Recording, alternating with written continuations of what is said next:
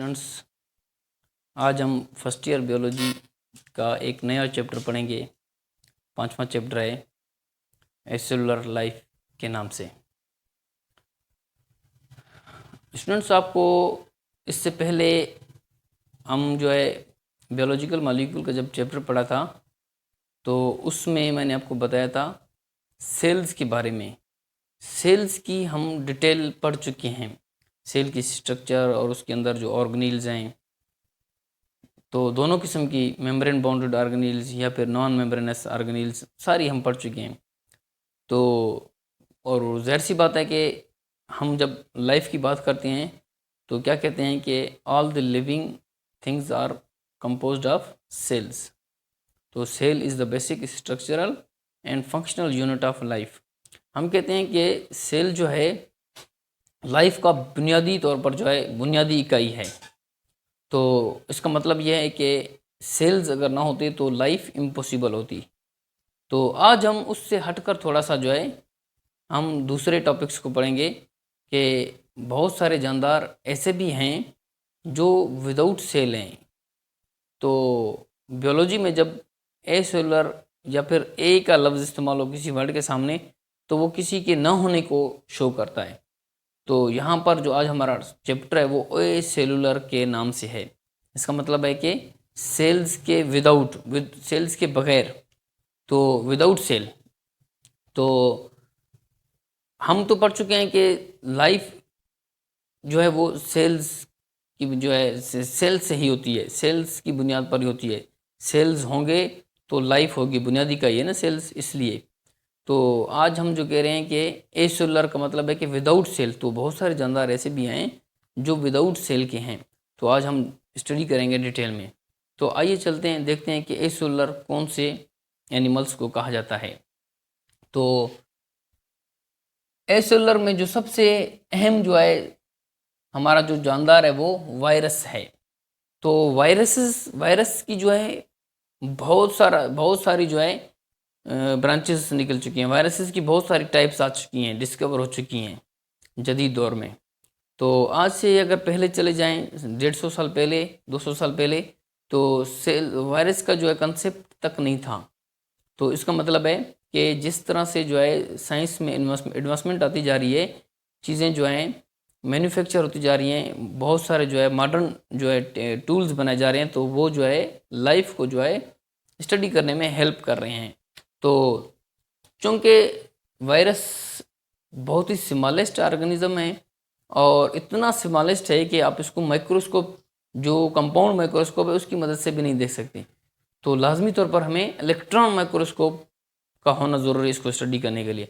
तो इससे ये बात वाज़ेह होती है कि जब इलेक्ट्रॉन माइक्रोस्कोप की ईजाद हुई तब जाकर हमें पता चला कि वायरसेस नाम की भी कोई लिविंग एनिमल्स मौजूद हैं। तो इसके बाद एक टॉपिक आएगा, हम वायरसेस को लिविंग और नॉन लिविंग भी कहते हैं, वो इंशाल्लाह आपको अगले टॉपिक में बताएंगे आने वाले लेक्चर्स में। तो फिलहाल हम चलते हैं कि वायरसेस हैं क्या। वायरसेस जो हैं इन्फेक्शियस पार्टिकल हैं that cause disease in plants and animals.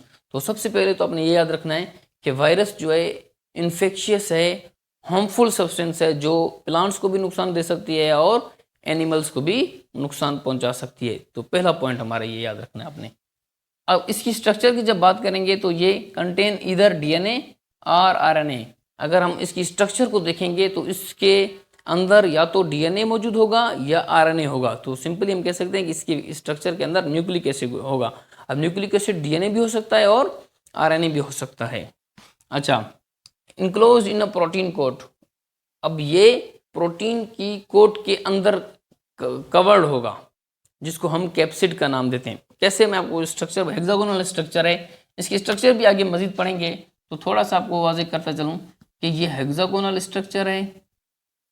इस हेक्सागोनल स्ट्रक्चर के अंदर न्यूक्लिक एसिड होगा, या तो डीएनए होगा या फिर आरएनए होगा। तो ये जो ब्लू कलर से मैंने बनाया, ये कवरिंग प्रोटीन की होगी, प्रोटीन है। और इसके अंदर ये ब्लैक कलर से मैंने जो बनाया, ये डीएनए या आरएनए हो सकता है, न्यूक्लिक एसिड कोई भी।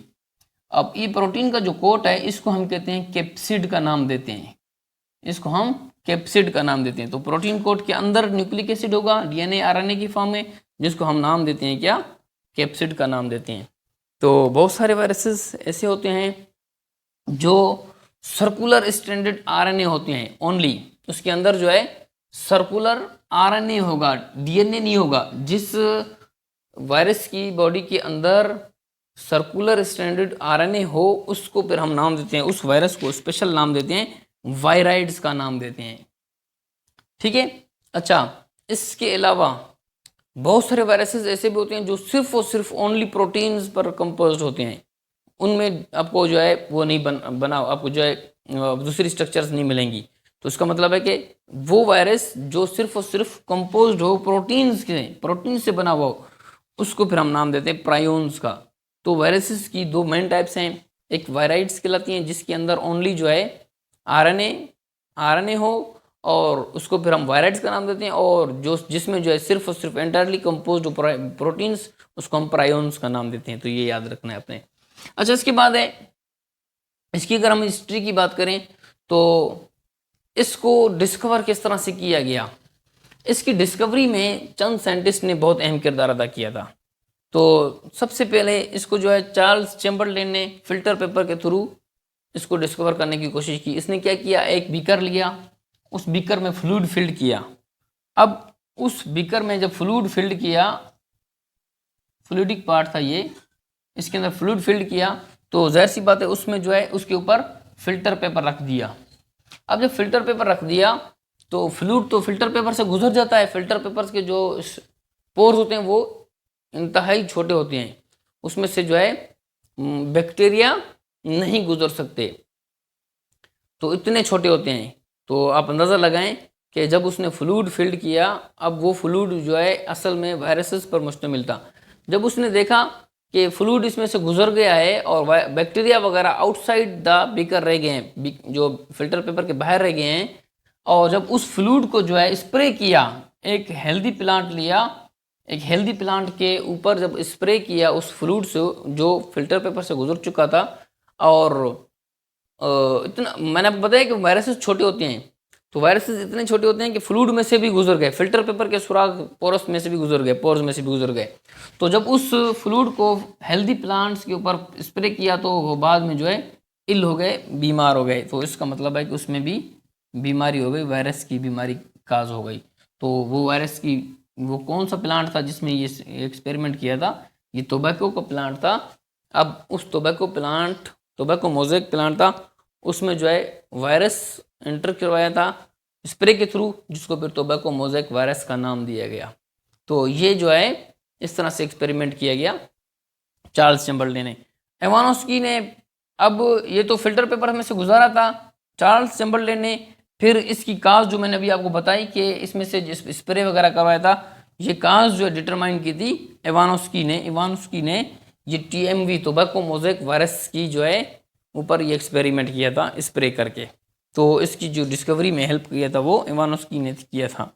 फिर बाद में वो और साइंटिस्ट आए तो इसको चेक किया कि वाकई में ऐसे है। जब इलेक्ट्रॉन माइक्रोस्कोप की फॉर्मेशन हो गई, इलेक्ट्रॉन माइक्रोस्कोप बन गया, तो फिर बाद में पता चला कि इलेक्ट्रॉन माइक्रोस्कोप में जब इसको देखा गया तो उसमें से ये वायरसेस नज़र आए, जिसको फिर हमने क्या नाम दिया, टोबैको मोज़ेक वायरस का नाम दिया था, TMV का नाम दिया गया था। तो ये इलेक्ट्रॉन माइक्रोस्कोप में WM स्टैनले ने कन्फर्म किया था जो एक्सपेरिमेंट इवानोस्की ने किया था टोबैको मोज़ेक वायरस के ऊपर।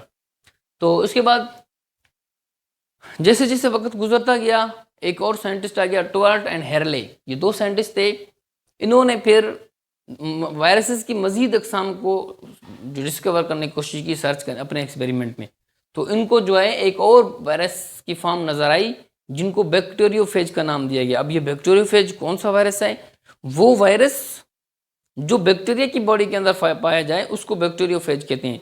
तो इसका मतलब है कि वायरसेस इतने छोटे हैं कि वो बैक्टीरिया की बॉडी के अंदर भी सरवाइव कर सकते हैं, मतलब कि रह सकते हैं। तो ये आप हो गया बैक्टीरियोफेज, उस वायरस को कहते हैं जो बैक्टीरिया की बॉडी के अंदर सरवाइव करे। अच्छा, उसके बाद है फिर वायरस की डिजीज़।